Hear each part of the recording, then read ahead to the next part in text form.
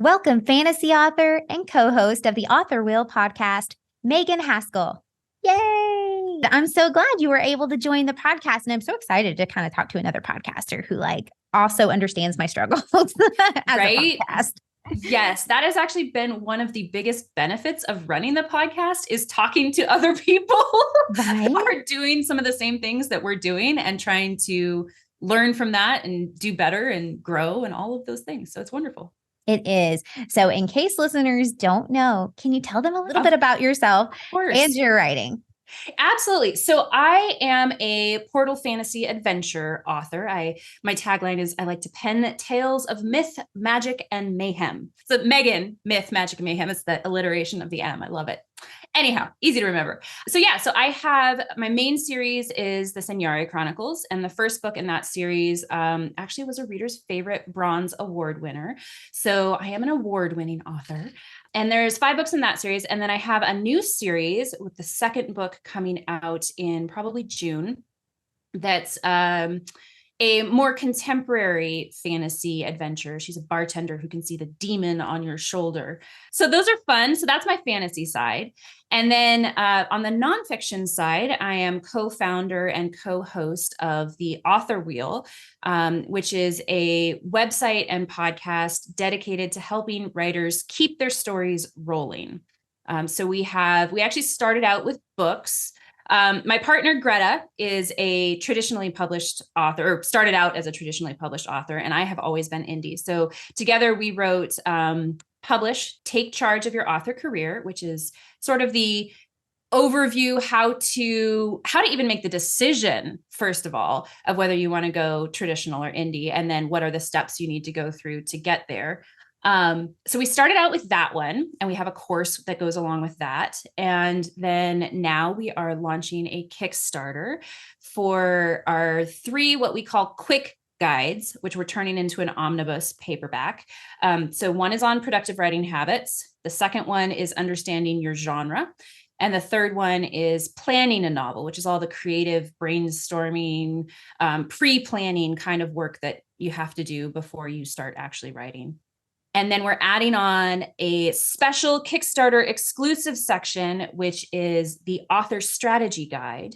And so we're combining all that into one omnibus and creating courses for each section to help writers, again, find if they have a problem and you can identify the problem.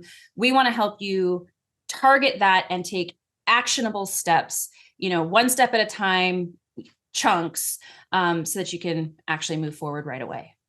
That's a lot to take it. You have so much going on. That's so impressive. You and Greta just seem to really have a great idea and really have all these great little branches going off to kind of help you with these ideas for authors, which is so cool. And I didn't even notice the author wheel was to keep your stories rolling. Yeah, sometimes we've been accused of being a little too clever with it. People don't get it, but yeah, it's the author wheel, keep stories rolling. We started our first publish, actually the first version of the book Publish was actually called Aspiring to Author, but people were they didn't the title didn't work. They didn't, it's I don't know what that means. I don't know, that's weird. Okay, never mind. Publish is in your face. We're having to learn how to be just put it out there. But yes, the author wheel, keep your stories rolling. And since you're the co-host and this brand really kind of focuses on writing craft careers and author and publishing. And it's more than just a podcast, kind of like you mentioned, there's all these resources you guys offer. You and Greta, the other co-host, have expanded the brand to include the community, the online courses, and like you said, the writing guides, which has been the most recent thing. Yeah. So how did the idea come about to build an entire catalog of author resources? Honestly, it came out of our own struggles. So our history is that Greta and I originally met at a writers' conference. And we both had novels that were pretty much ready to be pitched or published at around the same time. And then we joined a local writing group together too. So we kind of became friends through this process. And as our books were going through the 2 different stages. So again, she went traditional. So she was pitching agents and editors and all those things. Whereas I was learning all the steps that needed to go into self-publishing. And as I say, like indie publishing, because it's, I was hiring cover designers and I was hiring editors and I was doing all of that stuff too.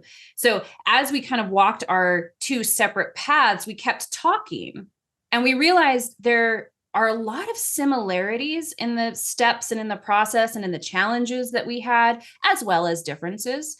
But that was a unique perspective, because most of the time when you go online to look for writing advice, it's like the one person has the one idea that worked for him or her that, now they say is the way to do the thing. But we believe there's no right way to write, produce, or publish your book. It's just what works for you, for your goals, for your process, and the things that you want to do. That was the genesis of the published book. And it was also in part because we wanted to go back to that writing conference and we didn't want to have to pay the admission fee. So we pitched the course and we're like, yeah, this is our two perspectives on how you do this. Because we were at that point, both actually published. And so that was where it all began. And then as time progressed, as we faced all of these different challenges and each had our own struggles and things that we had to deal with, we realized these are all tips and tools and tricks that could be helpful to all writers. Everybody's going to have problems at different stages in their writing career, whether that's initially just trying to find the time to write, whether that's understanding the marketplace and where your book fits into it and how to use genre tropes to make your story better. We actually, in the future, we're going to do one that's actually on plotting, so we have all these ideas, all these things that we've had to learn and use to overcome our own struggles. We wanted to share with the writing community as a whole.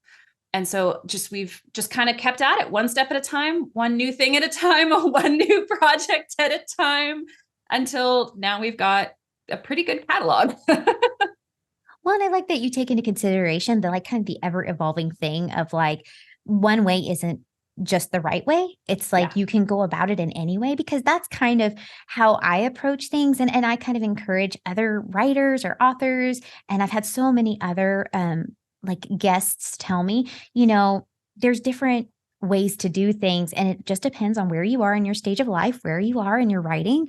And it just and no two stories will have the same method.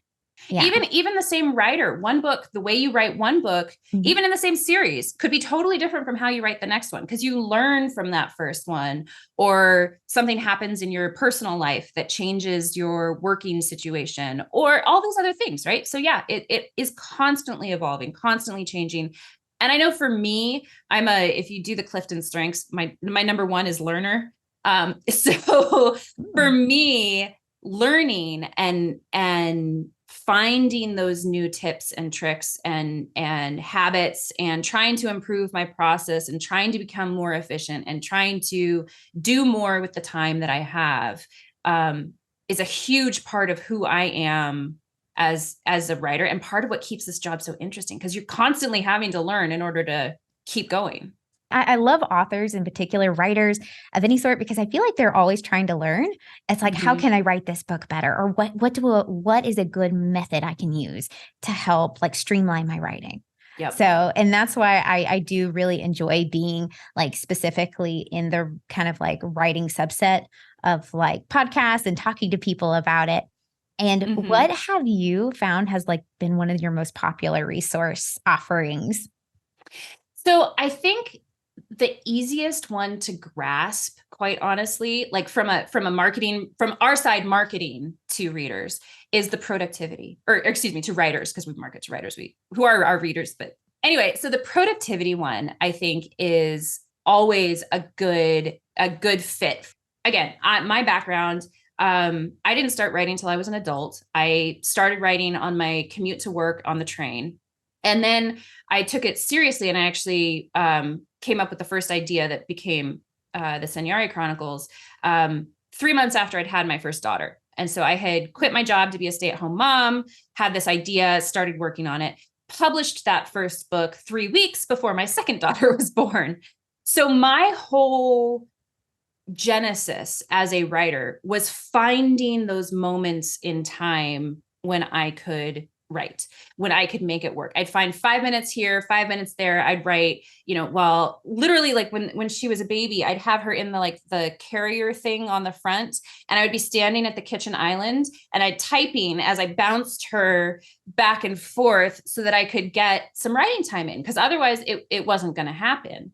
And so I think there are a lot of, especially new writers, who struggle with those issues, who are like, I really want to write, but I have a day job and I have kids and I have family responsibilities. I don't have time for this. And it's like, no, you do. Maybe not as much as you'd like, maybe not in the way that you'd like, but there are moments of time that you can use. And so I think that productivity book is an easy grasp for a lot of people. But that being said, the understanding your genre and planning a novel quick guides, I think, are actually more important. And I'm really trying to encourage writers, new writers especially, or those transitional writers who are trying to go from hobbyist to professional or career. Those two books are so critical to crafting a story that will sell. And I'm not saying writing to market, because I don't go from the process of like looking at the market and saying, oh, this genre, this subgenre is super hot right now. This trope is super hot right now, so I'm going to write that. That's not what I do.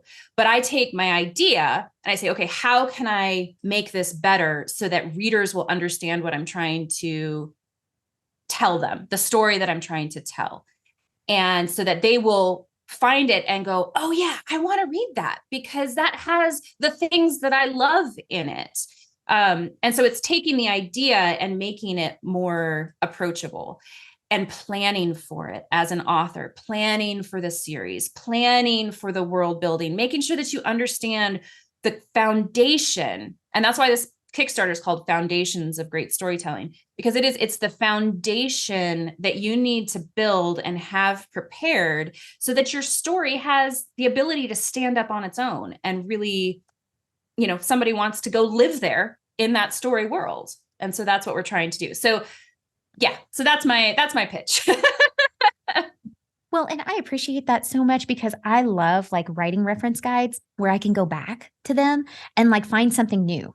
Like, even if I've read it once before, like I could go back 6 months later and I'm, like you said, different stage of life. Like I recently became a foster mom this year. So thank you. So like my life has kind of been, all those little productivity times have kind of siphoned down quite a bit. And then I have to find those pockets. But like I could go back to those reference guides and find like, oh, you know what? This is a new method I could definitely try. Or I can go back to that, as opposed it's more evergreen, as opposed to some of the other ones that are kind of in the now, kind of you were talking about, this is my hot genre right now, but then that might change anywhere from 6 to 9 months. So right. Exactly. And that was why we wrote them originally as quick guides, because we wanted these things to be every chapter, every section of the book, we wanted it to be actionable and something you could implement today. It's something that would be evergreen, that you could always go back to and be like, okay, I need some new productivity hack because my life has changed in this way. What can I do? Here, let's go back through this book. Oh yeah, this chapter was all about, the tips and tricks to get more out of every minute, or how to write faster, or those things. And we wanted that to be something that would be very approachable and not feel overwhelming, right? We're trying to cut through that overwhelm that because if you go on Google, you're going to get 500,000 different tips, and you can get big, long books on how to write, faster and all these things. But it's so hard, because like, I don't have time to take a 6-hour class on how to write faster. I need to be using that 6 hours to write, Exactly. And so that's what we were trying to do with the quick guides. And that's why we're now putting that in the omnibus as, again, individual sections, so that each section you can go back and just find the thing that you need right now. That's awesome. And when you're presenting all this great insight, like to writers and readers, does that experience come from your personal background or Greta's personal background, or is it kind of like from stuff you've heard from other experts as well? Yes. To everything, all of the above. Everything, okay. All of the above. Yeah. No, I mean, it does. So Greta is a little bit older than I am. She's at a different stage in her life. So her kids are all grown. She started writing fiction after, I think after her kids left the house, or maybe at the end, when they were still in high school, and she started writing novels. I can't quite remember the timeline. But she had always been she'd done magazine writing before that. She had started out, her very first book was a fitness book called The Wine and Chocolate Workout. And because she was a fitness professional at the time. And so she had all these little handouts that she would give to her clients, and they said they wanted a book. And so she wrote it. And that was the very first book she wrote. I don't think it's available for sale anymore, just as an FYI. But so she has a very different background than I have. Together, we have a lot of experience, and we talk about that and discuss that on the podcast, and how, each of us have different challenges and have faced different challenges over the course of our careers, and how we've overcome that. But we've also read a lot. We read a lot of books, from other industry experts. We have a lot of experts on our podcast, people who are much smarter than us or more knowledgeable than us about specific topics. So Greta and I like to call ourselves the overview girls, because we have this breadth of knowledge. And we can point you in the right direction. We know what resources we trust, the people that we've relied on for information about a specific topic. So we're going to give you the basis, again, the foundation that you need, so that you can start to ask the right questions. Because a lot of times you don't even know what questions to ask when you're first starting out. So if you can ask the right questions, then we can point you in the direction of those deeper dive experts that have like the really detailed knowledge and experience into specific, for example, ad platforms. Or if you're going wide, I know who to tell you to go learn about going wide and get you all the information you need. I can give you the basics. She's going to get you the in detail down to like the metadata and the things that you should be thinking about to really optimize your business. Right. So yeah, it's a combination of all those things. And we like to think we're curators. We're helping you figure out what you need to know, giving you the first steps in that. And then once you decide that you want to go farther with it, we know who to tell you to go to. That's awesome. And so with the Kickstarter too, you had mentioned like it's called the Foundations of Great Storytelling, right? And like you have the 3 writing guides that provide like planning and preparation in your writing journey. The writing guides include productivity writing habits, understanding your genre, and planning your novel. How did you and Greta decide these topics should be the foundations of great storytelling? Because there are so many books out there on plotting, right? There are so many books out there on the craft of creating story, the story itself, the plot, or creating great characters. And we touch on these things a little bit, but there are so many great resources out there. We didn't want to be reinventing the wheel. Instead, we were trying to find the topics that we felt were underrepresented, and that especially those, again, transitional writers that are going from hobbyist or just starting out, trying to like just learn the basics and get a feel for writing, to becoming professional, what I call professional or career authors who want to produce a series or a multiple books, right? When you're going through that stage, you don't necessarily know yet anything about genre. There's a great story that we tell about Greta, where she went to go pitch her first book to agents, and they came back and said, well, what genre is this? And she goes, well, it's a thriller. They go, no, it reads like a romance and a women's fiction. And yeah, there are some thriller elements, but you're not hitting that target. So she went back, she wrote a different book, went back to another agent later with the second book. And again, they asked, well, what genre is this? And she said, cozy horror. and the agent just had that reaction, just started laughing. And she's like, there's no such thing. And of course, this is, now 5 or 6 years ago or 7 years ago or however long. There's no such thing as cozy horror, right? It actually, side note, there is now on Amazon. There is a subgenre, or somebody started marketing. I'm sure someone started it. Yeah, someone started marketing their book as cozy horror. So it does now exist somewhere, somehow. But from a traditional publishing marketing perspective, there is no such thing as cozy horror. Like that just seems kind of silly. But she thought she was being unique and creative. And the reality was that she needed to understand her genre, understand what she was writing so that she could tell the story that she wanted to tell in a way, again, that would sell. That agents and editors could take to publishers and say, this is what this story is. And because it has to be kind of high concept, it has to be easy to explain. Most new writers don't realize that. Mm-hmm.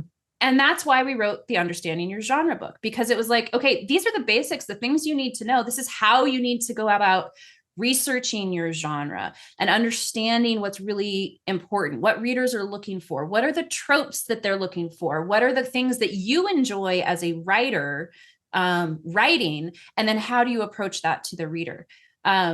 And so it is a foundational before you ever start writing the book, because you do not want, and I've done this, right? You do not want to have to go back and be like, oh, this is supposed to be fantasy romance, and the romance is really not there. Okay, so now you got to go back and revise, or, change the whole book, or it just doesn't sell if you're going indie and you publish it that way. So understanding these things before you start writing and creating that foundation for success will set you up for a better book and for a more marketable book down the road. So important as like someone who is in marketing, because we were chit-chatting before this, and like I was kind of telling you my background as a marketer who works in the entertainment industry with video games, how important those things are is knowing your genre and how to pitch it to like possible fans, right? Or followers or your audience, so that they know what they're getting into. Absolutely. And it takes time. Like, I don't want to make anybody think that, this is something you can just learn and do overnight. You can learn the basics and you can start practicing it. But like for myself, I've found that it wasn't until I started doing live book events where I had to sell in person that I was really able to refine and define my pitch for my series and my books. Yes. And, and understanding that one line thing, it takes practice, right? But we're going to get you started. We're going to get you on the right path so that you have that understanding, so that you know what you're trying to do as you get going. I love that you guys can provide that kind of like boilerplate kind of, format to where like you can really siphon down and figure out what your story is about and how to, like maybe in one sentence, right? Figure out exactly what genre it is. Would I pitch it to anybody who's like a fan, a follower, or even a publishing agent and or publisher? And the campaign also has an exclusive guide called the Author Strategy Guide, which sounds amazing and kind of goes hand in hand with what you were talking about. I haven't seen too many guides built around author strategy specifically. Why do you think it's so important for authors to have a strategy? So this is actually very new.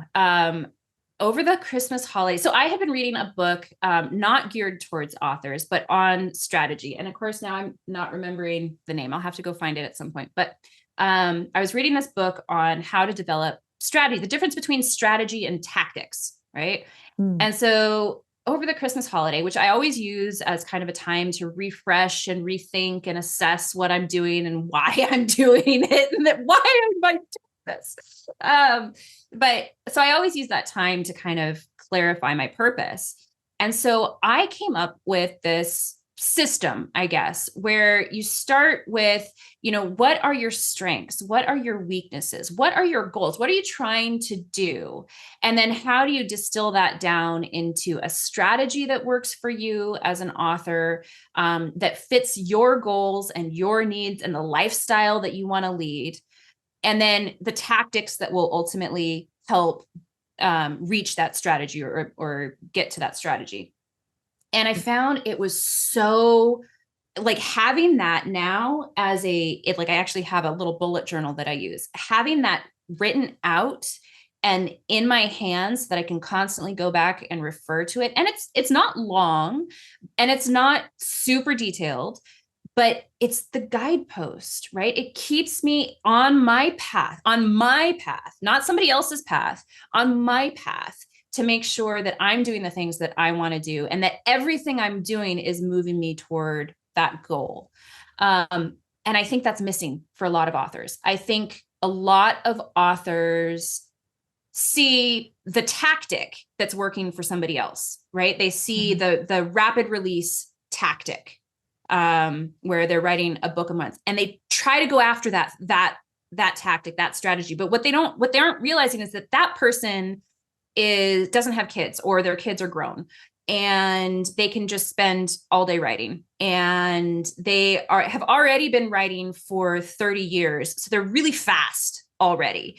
And so that person has all these other things that make that work for them. Whereas for me, that doesn't work. I've got kids. I have, 2 businesses basically, with the fiction and the nonfiction. I'm not a super fast writer. I tend to be a pantser and not a plotter, which makes things more challenging on the speed front.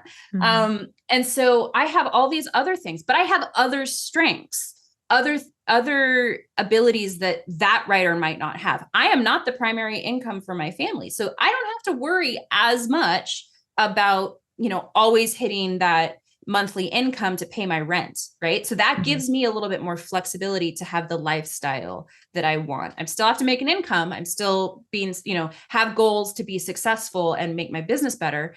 But that 6-figure author is not as critical for me at this moment in time. And so understanding those differences and creating the strategy that works for you and what you want to do and how you want to live your life and what your goals are is going to keep you sane. It's going to keep you from being burned out. It's going to keep you from ultimately quitting because you get tired of it. It stops being fun. Because I think we all start out writing because it's fun. We want to tell stories. And so that's why strategy is so incredibly important. And it's so unique to each person and what they're trying to do, that just following what's working, you're going to find yourself going down paths that make you unhappy, that don't fulfill you. Exactly. Oh my gosh. That is such an important piece to it, because I've heard, like, just from other experts and presenters who have worked with authors and writers for a very, very long time, say that, yeah, about 50% of it's writing. The other 50% of it is knowing how to market yourself or brand yourself and making sure your story gets into the hands of the readers you want them to. Right. And there has to be some type of strategy there for yourself for writing and your career and marketing, or else you kind of like I am trying to figure out my strategy now, because I'm just kind of floundering, because I know if I don't set a deadline or try to work in those times and really strategize it, it'll just kind of go out into the ether, right? And just continue on. So like, what kind of strategies are introduced in the guide? Is it like marketing? Is it career path? Is it writing sustainably? All of the above? It's not so much marketing, to be totally honest. We're kind of focusing again on this like planning stage, on the foundation, the pre-writing stage. So the strategy is more about understanding yourself. It's analyzing your strengths and weaknesses, what you can do, what you can't do, what you want to do, and then creating more of a production schedule and a overarching philosophy for your writing career. So are you going to go after the rapid release strategy, or are you going to be a slow writer who goes wide and does Kickstarters and has more big events, right? Are you going to focus on, how are you going to focus your genre? So one of the first things we do is actually walk you through how to create a tagline for your career, not for your books, mind you, for you as an author. It's an author mission statement and an author tagline. And that's why mine is Myth, Magic, and Mayhem, because those are the elements that, well, actually it's the full tagline. It's escape into Myth, Magic, and Mayhem. Because I write portal fantasy, that's the escape. I want to give the readers an escape. I like to use it as an escape into another world. So it's escape. all my stories are based on mythological tropes, ancient myths, and I twist them to make them unique for myself. Magic, fantasy, they all have magic. I mean, that's just kind of goes with the genre, right? And mayhem, they're action adventure type stories, more than the big epic political sagas, right? So that's my tagline. And I use that to guide what I'm going to write, how I'm going to write it, when I'm going to release, what my production schedule is going to be, what my goals are for the year. But again, more on that sustainable author career, less on like marketing type stuff, with the exception of understanding that that genre has tropes and you need to use those tropes to market your book to your readers. So that's important, but not the actual, how do you reach the reader? Not yet. That's down the road. I like that. I like though that you're kind of figuring that portion of it out, because I think once you figure that out, it becomes easier, right? Mm-hmm. To figure out the rest of those pieces. Yeah. So what, is there a key strategy you can share? Well, I mean, I think that the key strategy is it's not even the strategy itself, because we're not telling you how to strategize. We're telling you to assess yourself and create a strategy that works for you. So I don't have necessarily like use this strategy or use that strategy, or, you know, this does this or this does that. Because so much of it is so personal. But what we do is coming back to the strengths and weaknesses. So like for myself, one of my strengths is that I am a very detailed world builder. Readers have come back to me over and over and said, the world building of my stories is fantastic. So that is a strength. So I know that. So I try to make sure that all my books have strong world building and that I spend time developing that world, because I want to make sure that my readers, my fans, always get that strong world building in all of my stories. So I analyze my work for that. And that's one of my strengths. So my strategy is to write fantasy books that have strong world building and include that in my process. So it's more like that. So, and a weakness of mine is that I'm not a fast writer. So I have to, as part of my strategy, make sure that I block out at least 2 Pomodoros of writing time every single day, so that I'm constantly making forward progress. And actually the Pomodoros are a tactic, not a strategy, but the strategy is blocking out time and setting aside time, making sure that I prioritize that block of time, that writing time, so that I am constantly every day making forward progress. And maybe I'm not writing 5,000 words a day or 10,000 words a day like some of the rapid release authors, but that's okay. That's not my strength. My strength is constant, steady, incremental progress. And so I make sure that I build that into my work process. So if that makes sense. So that's the kind of things that we're talking about. It's like, you have to think about what you do well, do more of that. And then think about what you don't do well and either try to hire it out to someone else if you can, or try to find ways to overcome that weakness. Ah, I see. Yeah, because I could see that, because one of my strengths, and I'm kind of learning to work within that time frame, is I get everything done in the morning really well. Like I will hit it hard in the morning and the early afternoon, and I will get so much productivity done. But then come around like mid-afternoon to the evening, I'm kind of toast. So like, I think those are like like you said, that's kind of like key strategy things to know about yourself. Yeah, exactly. So your strategy would be to make sure that you set aside that morning time. Don't let anything interrupt that morning time, because that's your best time for writing. And then do your marketing stuff in the afternoon, or do your doctor's appointments, your life stuff in the afternoon that doesn't require as much creative processing power. So that's part of the strategy. I have another friend who writes best at night. So he starts writing after his kids go to bed at like 8, and he'll write till 2:00 in the morning. And he loves it. It works for him. It's great. I could never do that. No kidding. But that's another piece of that strategy. So finding and prioritizing and protecting that writing time as a piece of your overall writing career or goals. I recently talked to our mutual friend, Jennifer Hilt, on the podcast about the romance trope thesaurus, and her guide was primarily built for romance writers. Yeah. But it could apply to writers in any genre and at any stage. So is the writing guides designed for writers kind of in different stages of their writing career or in different genres? Absolutely. Yes. And again, it goes back to Greta's and my philosophy and why we are co-founders of this, why we both do this, because she's a thriller author. I'm a fantasy author, right? And we found the similarities between not the genres, but in the process and in the things that you have to think about and do and plan for.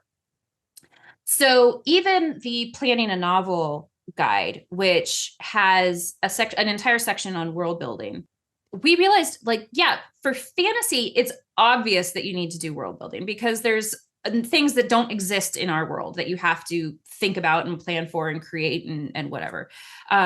What's maybe less obvious, but still just as important, is that thriller authors need to do that too. And romance authors, like if you're writing small town romance, you need to know what that small town looks like. You need to know what it feels like. You might have to draw a map of the town, right? Like people think about maps in fantasy all the time because of Tolkien, and you see these big world maps and all that.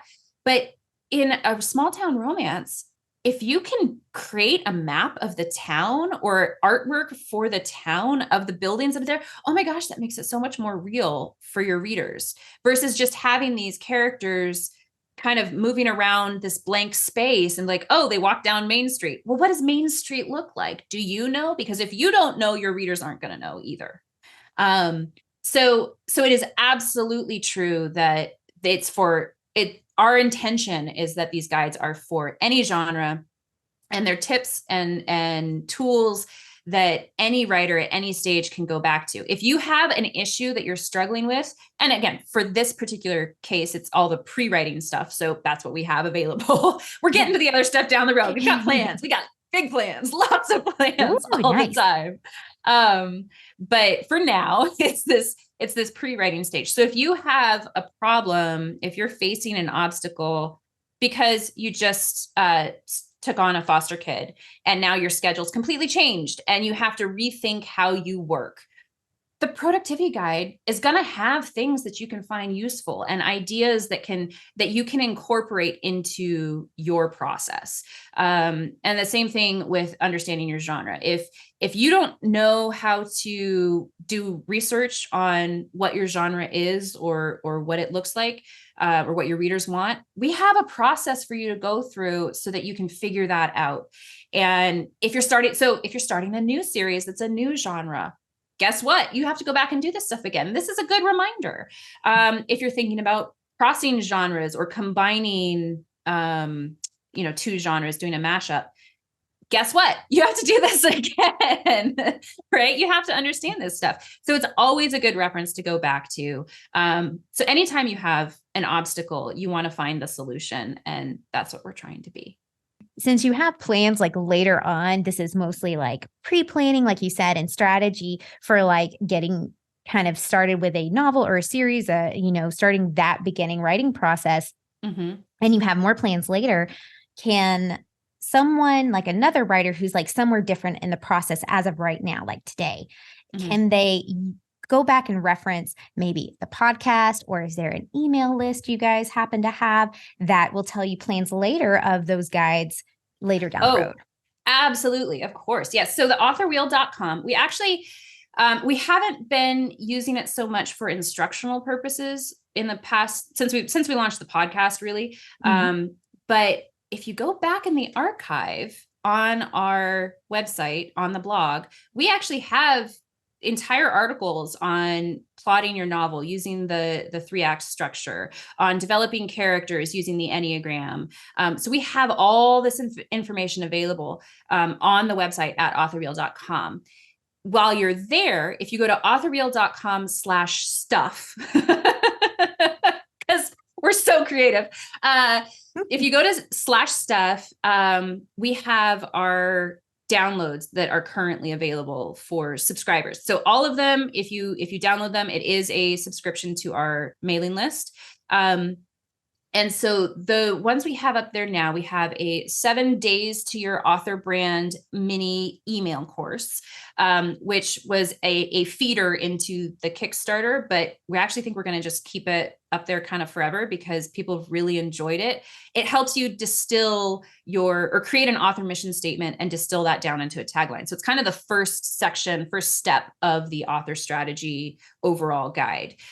So that's available up there now. We also have the top 5 roadblocks that writers must overcome download worksheet. So we talk about what those roadblocks are that we found that have been the most common, ways to overcome that. And then we give you space to journal and come up with your own solutions for your roadblocks on those, how you're going to not have those problems. Learn from our mistakes.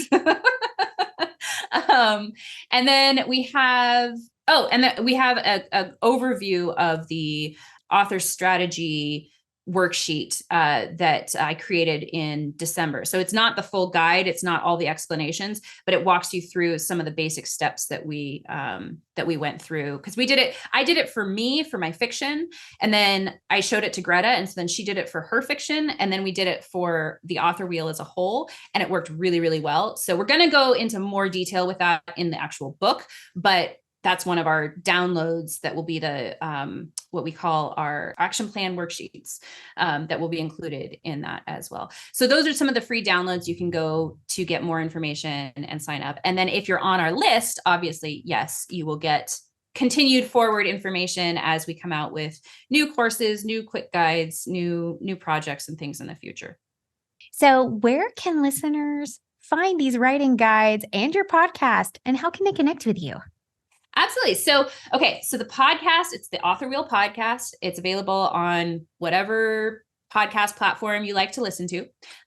So just go search that, as my daughter would say, search it up.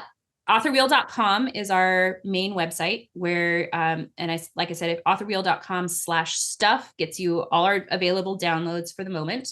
And that's where you sign up for our newsletter. And I should also mention too, that the newsletter, every week when we release a new podcast episode, the newsletter comes out with our takeaways from that episode. So Greta and I interview, another expert, and then in the email, we say what our favorite things were, what we learned, what our kind of takeaways from that. So that's been a pretty good draw for a lot of writers as well. They enjoy that. So check that out. And then on the personal side, my website is meganhaskell.com, and I sell all my books are both direct. You can go to my website and buy them there, and wide. So you can buy them on whatever platform you like.